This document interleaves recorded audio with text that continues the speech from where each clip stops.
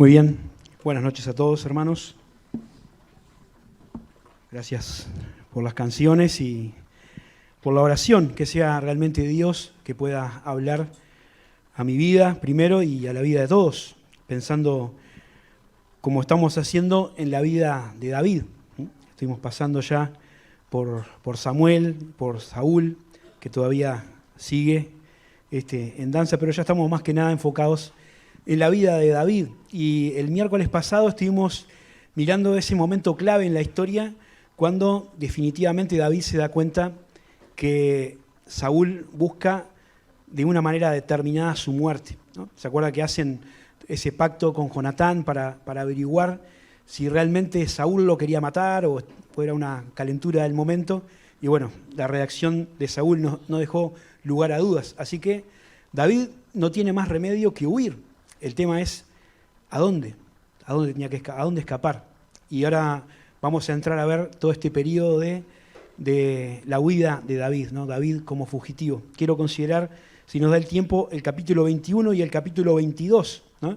Que son relativamente cortos para lo que son los demás capítulos, y ver un poquito ahí cuáles fueron los primeros pasos de David como fugitivo, con algunas decisiones no muy felices, con luces y con sombras, con aciertos y errores, y con mucho aprendizaje de parte de David en su entrenamiento para ser el futuro rey de Israel. Así que vamos a mirar tres cosas en estos dos capítulos. Primero, la mentira de David, ¿no? El capítulo 22 ahí al principio. Después vamos a ver la astucia de David, en el capítulo 21, versículo 10 hasta el 15. Y después vamos a mirar la compañía de David, ese ejército o ese grupo que David fue formando. Pero no nos adelantemos, empecemos viendo el capítulo 21, versículo 1 hasta el 9. Dice así la palabra de Dios: vino David a Nob, al sacerdote Ahimelech, y se sorprendió Ahimelech de su encuentro y le dijo: ¿cómo vienes tú solo y nadie contigo? Y respondió David al sacerdote Ahimelech: el rey me encomendó un asunto y me dijo: nadie sepa cosa alguna del asunto a que te envío y lo que te he encomendado. Y yo le señalé a los criados un cierto lugar. Ahora pues, ¿qué tienes en tu mano? Dame 5 panes o lo que tengas. El sacerdote respondió a David y dijo: no tengo pan común en la mano, solamente tengo pan sagrado, pero te lo daré si los criados se han guardado a lo menos de mujeres. Y David respondió al sacerdote y le dijo: en verdad, las mujeres han estado lejos de nosotros ayer y anteayer. Cuando salí, ya los vasos de estos jóvenes eran santos, aunque el viaje es profano. ¿Cuánto más no serán hoy santos sus vasos?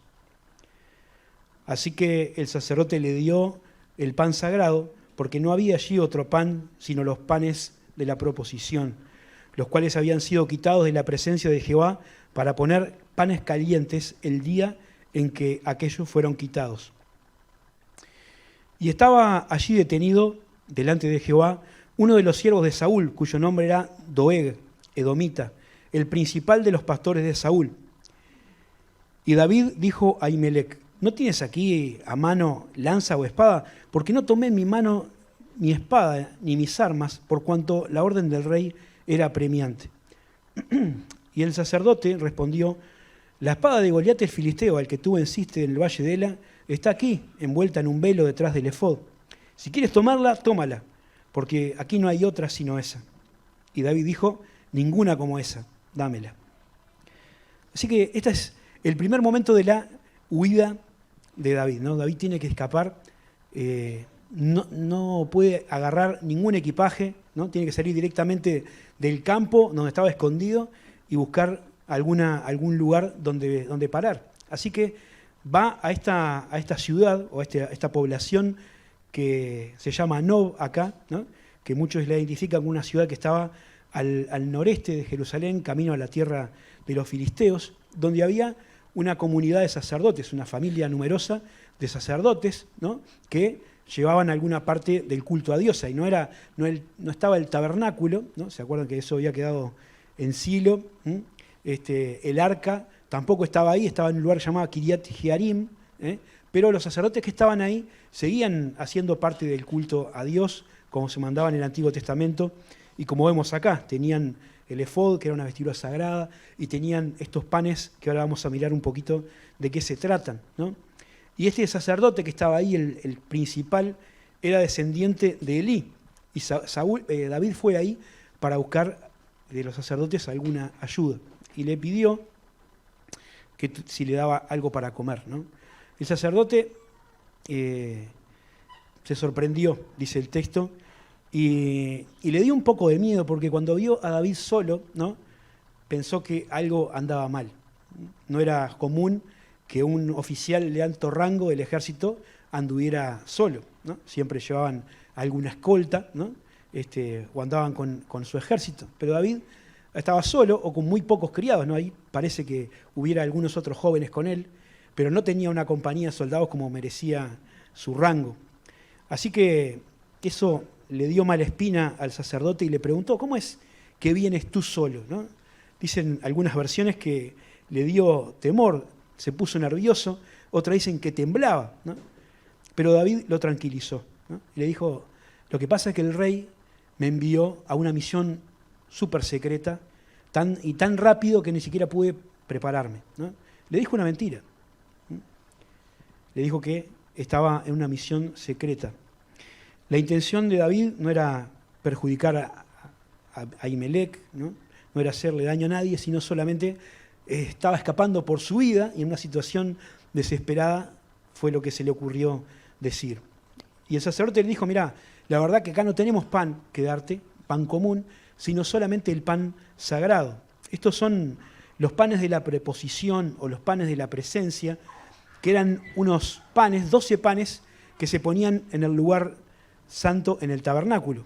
Esto lo podemos encontrar en Éxodo 25 y también en Levítico 24, que les voy a leer. Levítico 24:5 dice, y tomarás flor de harina y cocerás de ella 12 tortas, cada torta será de 2 décimas de efa, y las pondrás en 2 hileras, 6 en cada hilera, sobre la mesa,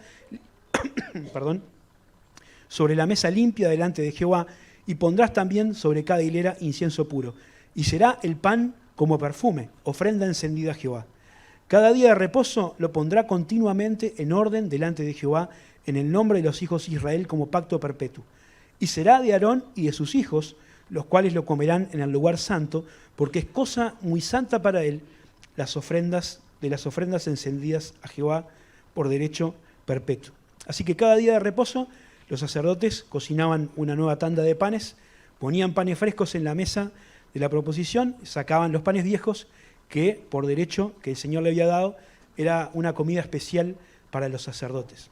Así que cuando el sacerdote Ahimelech le ofreció a David esos panes, estaba cruzando una línea o rompiendo un mandamiento, estaba dándole a David y a la gente que estaba con él, si es que no estaba solo, algo que en realidad no le correspondía.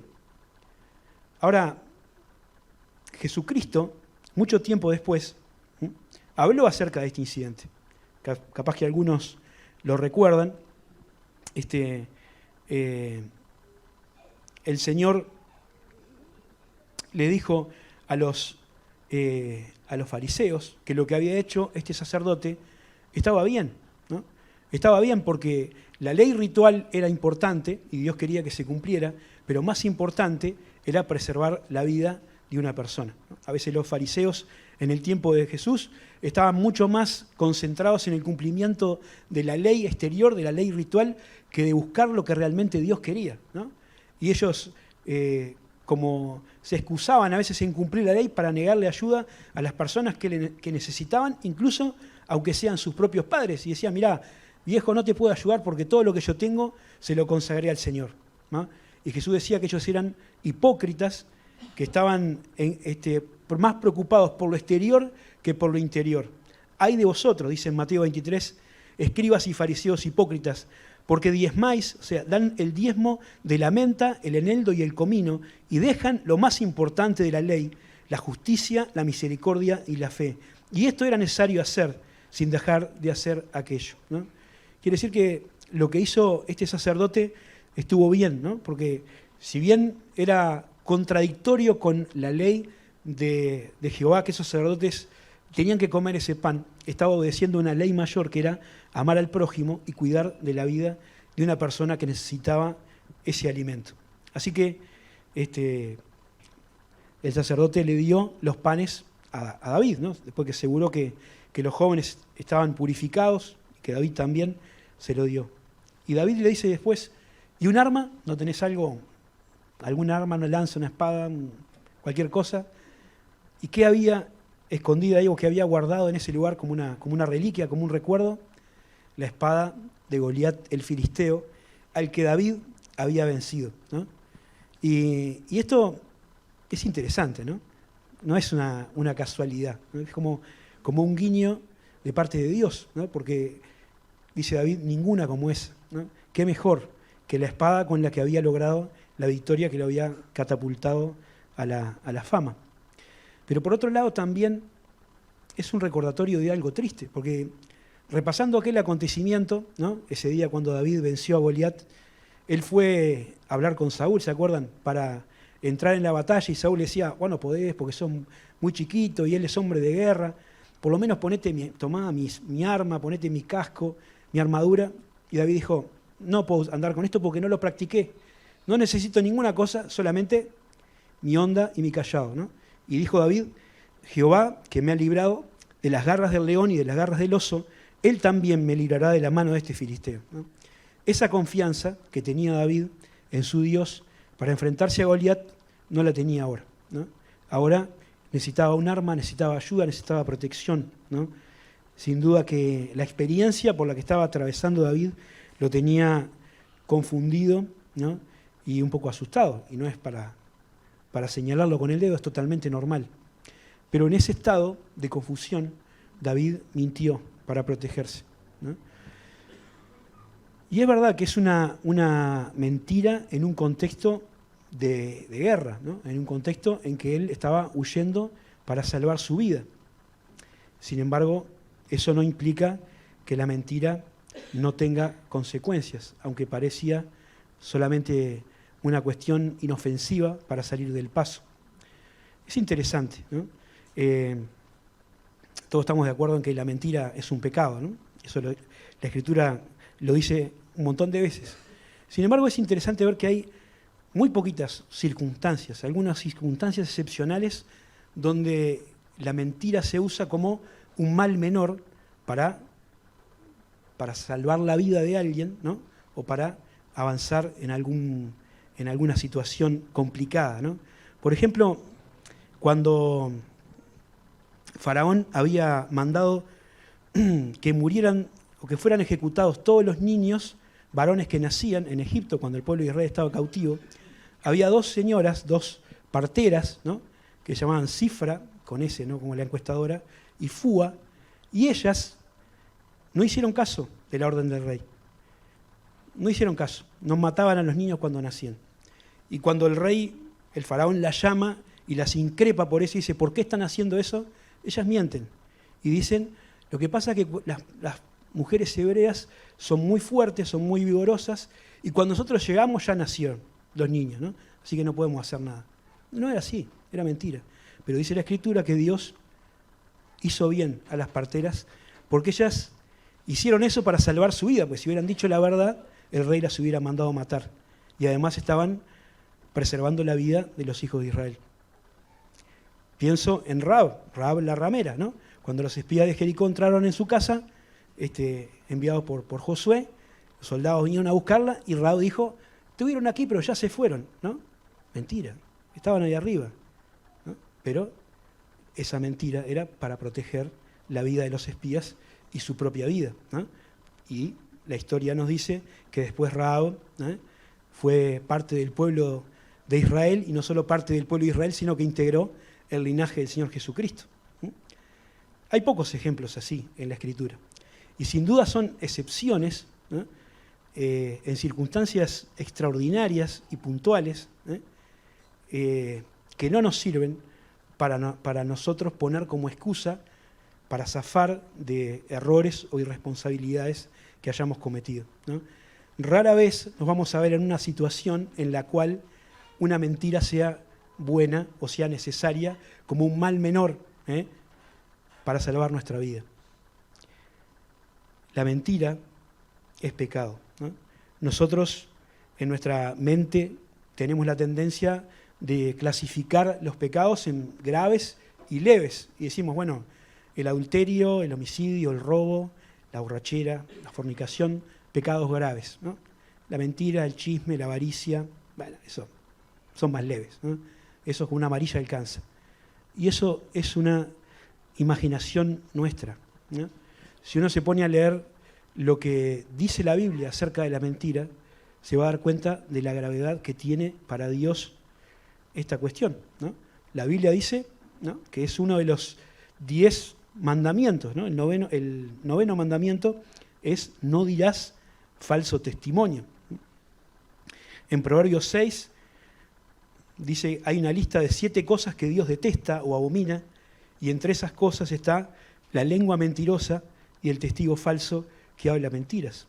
Hay decenas de pasajes más, ¿no?, que nos llaman a los creyentes a vivir una vida de sinceridad y de transparencia, ¿no?, a no mentirnos los unos a los otros, a no engañarnos unos a otros, porque las personas que se aman, las personas que forman parte de un mismo cuerpo, tienen que vivir una vida de transparencia, ¿no? El amor, dice, se goza de la verdad. Y en este caso, la mentira inocente de David trajo como consecuencia la muerte de 85 sacerdotes de Dios que no tenían nada que ver ni sabían lo que estaba pasando. Y eso está en el capítulo 22, está más adelante en la historia, pero me gustaría que lo leamos. Capaz que no lo vamos a leer por un tema de tiempo, pero léanlo, capítulo 22, del versículo 6 hasta el 19. Ahí se nos cuenta cómo Saúl, ¿no?, totalmente obsesionado con David, se entera de que los sacerdotes habían ayudado a David, que le habían dado comida y que le habían dado la espada de Goliat, ¿no? Porque ese pastor, ese jefe de los pastores que estaba ahí, Doeg, que fue con el chisme, ¿no?, y bueno, Saúl terminó asesinando a toda esa gente, ¿no? Ellos le dijeron, nosotros no sabíamos para nada, él nos dijo que lo habías mandado, le dio las explicaciones, pero Saúl no quiso escuchar, mandó a sus soldados que mataran a los sacerdotes, los soldados no quisieron hacerlo, entonces le dijo a este edomita, que no era del pueblo de Israel, que los matara él, y él fue y los mató. 85 hombres, mujeres, niños, ¿no?, hasta los de pecho, a todos. Y la mentira inocente de David, ¿no?, terminó en esta desastrosa consecuencia, que trajo un montón de daño, ¿sí?, que sin quererlo y sin saberlo provocó. Tenemos que tener cuidado con la mentira, porque siempre parece como una forma fácil, ¿no?, para salir del paso, ¿no?, para escapar de situaciones comprometidas, pero puede traer consecuencias graves que nos involucren a nosotros y tal vez a otras personas.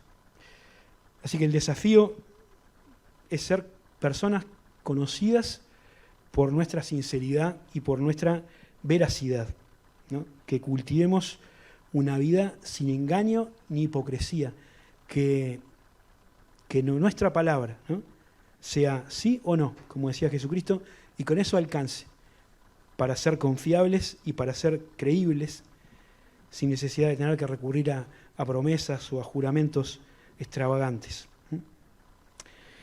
Y tengamos en cuenta que mentir no es solamente cuando decimos una cosa falsa, grande como una casa, sino mentir es también una verdad a medias, cuando ocultamos la parte importante de la información, como hizo Abraham cuando dijo que su esposa era hermana, ¿no? Es mi hermana, dijo. No era del todo mentira, porque sí tenía ese parentesco, pero lo más importante era que era su esposa. Mentir es dar a entender una cosa que no es, ¿no? Como cuando uno a veces se saca cartel por una cosa que no hizo, pero deja que todos crean que sí la hizo. Mentir es cuando compartimos o repetimos cosas que escuchamos por ahí y que no sabemos si son verdad, ¿no? A veces eso pasa mucho en las redes sociales y tenemos que tener cuidado, ¿no? Porque mentir es un pecado y es dañino. Los labios mentirosos son abominación a Jehová, pero los que hacen verdad son su contentamiento. Dice una partecita más. La segunda parte es la astucia de David, ¿no? La primera parte, la mentira de David, que ya vimos lo que pasó. Ahora vamos a ver la astucia de David. Capítulo 21, versículos 10 hasta el 15. Dice, levantándose David en aquel día, huyó de la presencia de Saúl y se fue a Aquís, rey de Gat.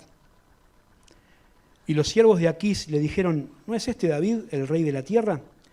¿No es este de quien cantaban las danzas diciendo, hirió Saúl a sus 1000 y David a sus 10.000?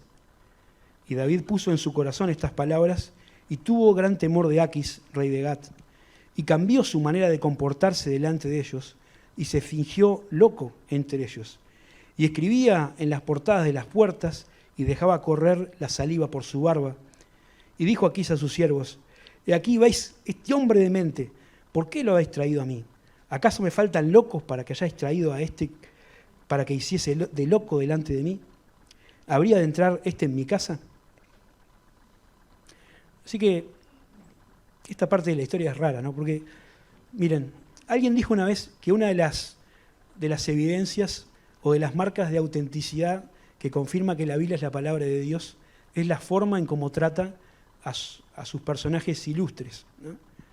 Los libros de historia humana, los libros escritos por personas, generalmente tienden a mostrar las facetas positivas, las hazañas, ¿no?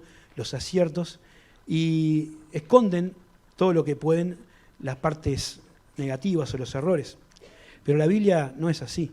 La Biblia habla de lo bueno y habla de lo malo y no oculta ninguna de las faltas de sus hijos cuando esa revelación es importante para nosotros, ¿no? Y esto que estamos viendo son algunas defecciones de David, son cosas que no estuvieron bien hechas, ¿eh? Y David, en ese temor que le había agarrado, en esa falta de confianza en Dios, pensó que como no podía estar seguro en la tierra de Israel, podría refugiarse entre los enemigos, ¿no? Y se fue a este lugar, a Aquís, rey de Gat, ¿no? Gat era una de las principales ciudades de los filisteos, justamente la ciudad de donde era oriundo Goliat, ¿no? Y ahí llegó, al principio parece que todo bien, pero enseguida los principales de los filisteos empezaron a decir, este no es David, este no es el que cantaba, miren a dónde llegó aquel cantito que sacó de quicio a Saúl, ¿no? Había trascendido fronteras. Dice, este no es David el que hirió a los 10.000, ¿no? Y los heridos eran todos filisteos. Así que lo atraparon, ¿sí? Y se lo llevaron al rey. Y ahí David dice que empezó a comportarse como un demente, ¿no? Como un loco, para zafar, ¿eh? Porque se dio cuenta David que ahora su vida corría peligro y que le iban a liquidar. Entonces empezó a hablar pavadas, a escribir en las puertas, a dejar caer baba por la barba, ¿no? Y un espectáculo bastante desagradable y patético, ¿no? Pero fue necesario en ese momento para zafar de la muerte, ¿eh? Estuvo vivo David, fue astuto, ¿no? Porque él sabía que a los locos, normalmente, o a los que eran demente, nadie los tomaba en serio y nadie les iba a hacer daño, ¿no? Como ahora las leyes los protegen. Si alguien hace una acción, algún delito, y se demuestra que estaba fuera de sí o que estaba loco, dice, bueno, por lo menos tiene una pena menor, ¿no? En ese tiempo aquí le dijo, capaz que es David, no sé si David, capaz que es David, pero mira cómo está, pobre, ¿no? Sáquenlo de acá, ¿no? Y David, con esa acción, salvó su vida.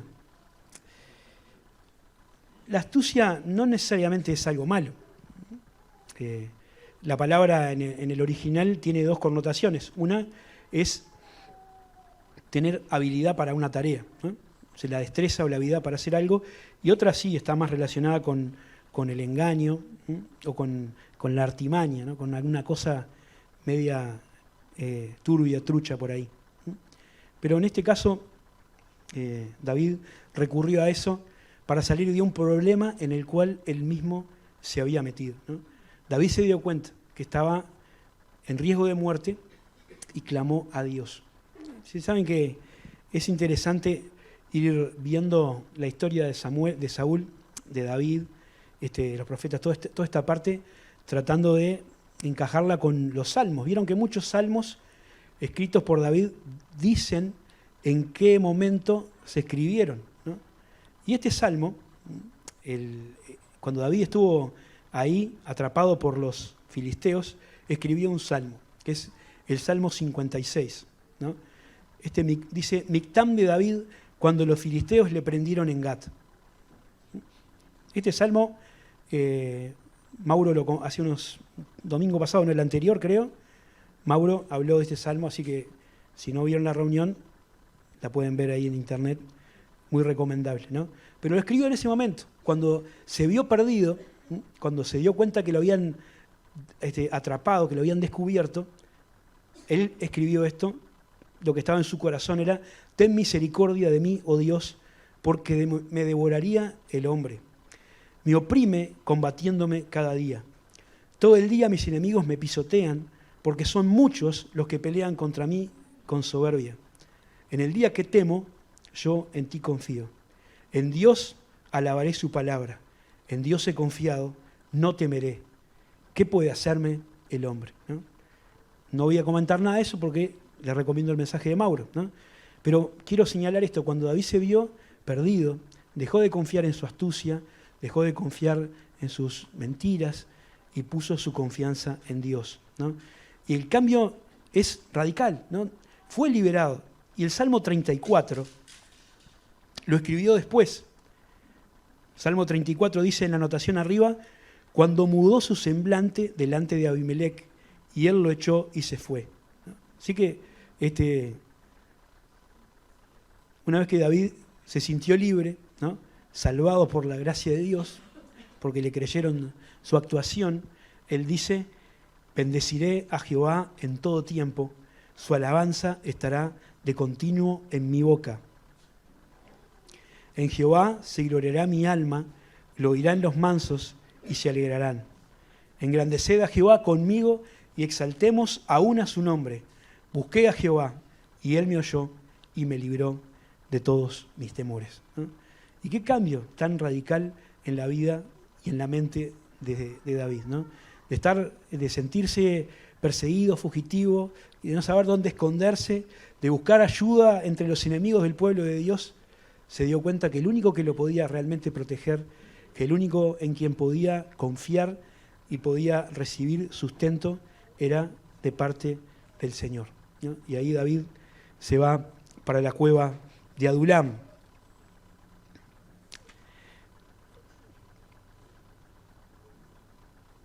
Bueno, 5 minutos más, hermano, discúlpenme. David se va a una cueva, ¿no? No tenía un lugar para ir, así que decide irse a la cueva de Adulam. Y dice que allí, que cuando sus hermanos y toda la casa de su padre lo supieron, vinieron a él y se juntaron con él todos los afligidos y todo el que estaba endeudado y todos los que se hallaban en amargura de espíritu, y fue hecho jefe de ellos y tuvo consigo como 400 hombres. Y se fue David de allí a Mizpa de Moab y dijo al rey de Moab: yo te ruego que mi padre y mi madre estén con vosotros hasta que sepa lo que Dios hará de mí. Y los trajo pues a la presencia del rey de Moab y habitaron con él todo el tiempo en que David estuvo en un lugar fuerte. Pero el profeta Gad dijo a David: no te estés en ese lugar fuerte, anda, vete a la tierra de Judá. Y David se fue y habitó y vino al bosque de Jaret. Qué interesante este pasaje, ¿no? Adulam significa lugar de refugio, ¿no? Y ahí podía estar seguro, no porque fuera una ciudad amurallada, porque tuviera una defensa firme, porque hubiera una guardia de soldados, sino porque ahí estaba Dios, estaba con él y Dios lo cuidaba. El Salmo 57 fue escrito en esta ocasión y dice: ten misericordia de mí, oh Dios, ten misericordia de mí, porque en ti ha confiado mi alma y en la sombra de tus alas me ampararé hasta que pasen los quebrantos. Clamaré al Dios Altísimo, al Dios que me fortalece. Él enviará desde los cielos y me salvará de la infamia del que me acosa. Así que Dios recompensó la fe de David y trajo compañía para él, ¿no? Ya no estaría más solo, ¿no? Primero vino su familia, sus hermanos, su padre y su madre, ¿no? Las personas que al principio no confiaban mucho en que él pudiera llegar a ser el rey de Israel, los hermanos que lo ninguneaban, pero ahora vinieron para estar con él, ¿no? Pero a los papás los llevó a un lugar seguro y los demás se quedaron ahí. Pero había otras personas que vinieron traídas por Dios. Dice, se juntaron a él una compañía de personas para nada deseables, porque eran todas las personas que se destacaban en la sociedad no por ser lo mejor, sino lo peor, ¿no? Dice que vinieron a él todos los hombres afligidos, ¿no? No eran personas que le pudieran servir a David como un baluarte emocional, ¿no? Al contrario, eran personas que tenían sus propias luchas, sus problemas, sus dificultades, ¿no? Y que eso los tenía angustiados. Eran hombres endeudados, ¿no? No eran personas que podían financiar una campaña militar de David para recuperar su lugar o para acceder al trono, ¿no? Al contrario, estaban huyendo de sus acreedores. Y también había hombres que dice que estaban en amargura de espíritu, ¿no? Personas desesperadas, personas que no eran gente que estaba dispuesta a servir al prójimo, entusiasta, que contagiaba alegría y ganas, sino gente insatisfecha y cansada de vivir, ¿no? Que no quería saber más nada con la vida. Así que a un hombre perseguido, que estaba huyendo, que estaba angustiado, que estaba con un montón de problemas, Dios le trajo este grupo fantástico de personas, ¿no? Y a veces Dios hace cosas con gente que nosotros no tendríamos jamás en cuenta, ¿eh? Dios usa personas que el mundo desecha. La iglesia es también un testimonio de esta realidad. Dice Pablo en 1 Corintios capítulo 1, versículo 26, pues mirad, hermanos, vuestra vocación, que no sois muchos de vosotros sabios según la carne, ni muchos poderosos, ni muchos nobles, sino que lo necio del mundo escogió Dios para avergonzar a los sabios, y lo débil del mundo escogió Dios para avergonzar a lo fuerte, y lo vil del mundo y lo menospreciado escogió Dios, y lo que no es para deshacer a lo que es, a fin de que nadie se jacte en su presencia. Dios tomó este grupo de personas quebrantadas, amargadas, endeudadas, y la trajo a David para que fueran su compañía y para a partir de ellos formar a personas que iban a ser claves no solamente en esta peripecia que David iba a vivir, sino después en su reino, porque estos hombres iban a ser los integrantes del ejército de David. Dice un versículo, miren, 1 Crónicas 12:8, que eran hombres de guerra muy valientes para pelear, diestros con escudo y pavés, sus rostros eran como rostros de leones, ligeros como las gacelas sobre las montañas, ¿no? Así que se convirtieron de ser una banda que podrían haber sido delincuentes, ¿no? En una tropa de élite que ayudó a David no solo a sobrevivir, sino después en sus campañas militares en el trono. Más tarde se juntó también Abiatar, uno de la familia de sacerdotes que había sobrevivido a la masacre que hizo Saúl, y bueno, ahí empezó la historia de David escondiéndose por entre las cuevas. Hermanos, veía acá, ¿no? Dios difícilmente llama a personas para que hagan su obra solos, ¿no? Dios no usa personas solas. Tampoco usa muchedumbres, ¿no? Generalmente Dios tiene algunos criterios de selección. Elige a un grupo de personas para formar un equipo. Gente que a veces nadie va a dar 2 cobres, como este grupo que se juntó con David, ¿no? Como el grupo de los 12 discípulos, que tampoco eran de los notables de Israel, ¿no? O como la iglesia, que como veíamos no se caracteriza por tener notables, inteligentes o ricos en sus filas, aunque los haya. Lo importante para servir a Dios, lo importante para escribir la historia, es que uno esté dispuesto a escuchar, como cantábamos antes de empezar, y a servir a Dios en donde Él lo pone. Que el Señor nos ayude a que nosotros también podamos ser de este grupo de personas que, aunque de repente nadie da mucho por nosotros, estemos dispuestos a oír la voz de Dios y a escribir, ¿no? La historia que Dios tiene para nosotros.